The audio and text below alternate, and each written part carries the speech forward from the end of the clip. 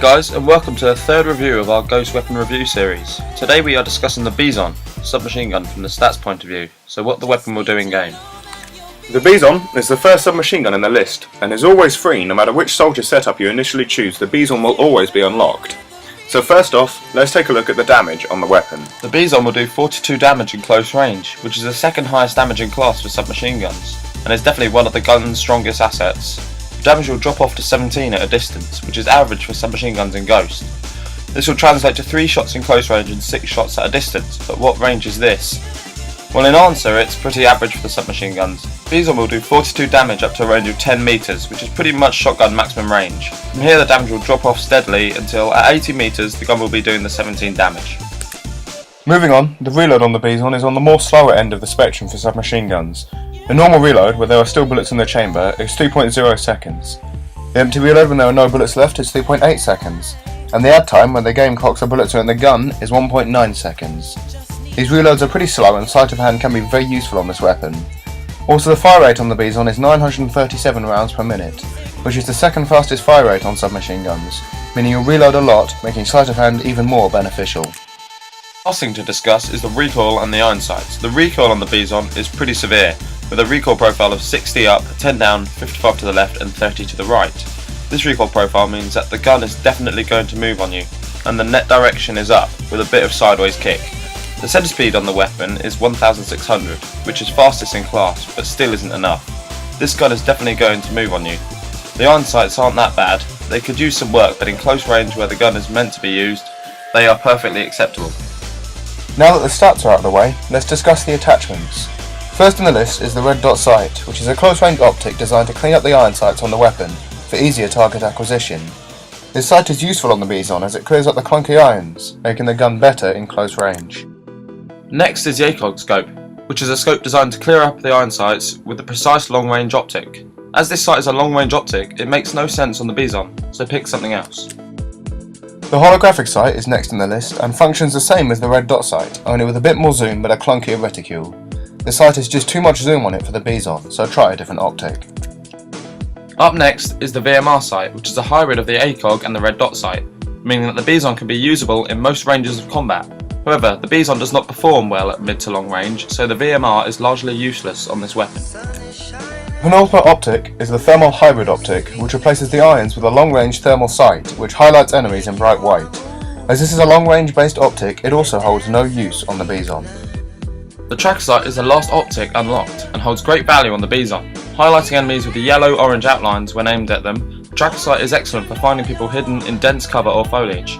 This can aid the Bizon in its close range power as you can pick out enemies trying to hide from you in close range. First barrel attachment unlocked is the flash suppressor, which reduces the muzzle flash of the weapon for more precise aiming at all ranges. This can be okay on the Bizon as the weapon has a lot of flash, but the other 2 barrel attachments are better. Silencer is next and reduces the weapon's sound signature when fired, and also removes your dot from the minimap of the enemies. This attachment is outstanding on the Bizon if you want to build a close range stealth class. The muzzle brake is the last barrel attachment on the Bizon and increases the range at which the weapon will score 3-hit kills. This is also very useful on the Bizon as it greatly increases the effective range of the weapon. The only underbarrel attachment available is the foregrip, which will reduce the weapon recoil, making range combat with the Bizon a tad easier. However, we generally found that the recoil was best not countered and just went with it, so the foregrip can be useful but we generally stayed away from it. The first mod for the Bizon is extended mags, which will increase the mag size from 36 to 54. This can be very deadly on the Bizon as with its high fire rate and long reload times, this will cut the downtime between reloads, meaning more bullets down range in general. Armor piercing is the penultimate mod and attachment and increases the Bizon's bullet damage through materials, enemy vehicles, and enemy armor like juggernauts. This generally isn't useful on the Bizon as a submachine gun is generally not designed to shoot through objects and the Bizon is no exception. Rapid fire is the last attachment in the list and increases the Bizon's fire rate from 937 to 1102 rounds per minute. This is actually not a huge increase, but you will still feel it, both in close range power and in recoil when aimed down the sides. We generally liked this attachment on the Bizon. Attachments out of the way, that concludes the stats side of the Bizon. So again, here are our best 2 classes with the Bizon. We hope you enjoyed and hope you'll join us next time for the Bizon weapon history.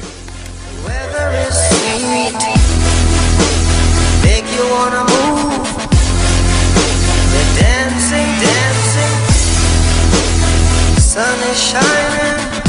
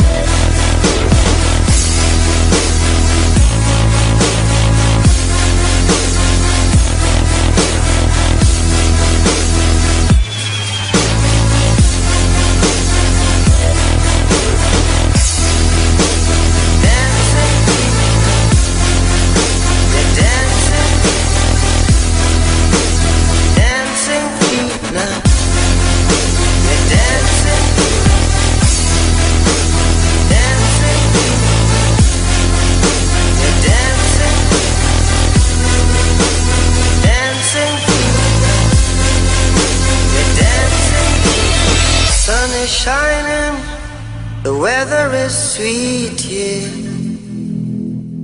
Make you wanna move your dancing feet now.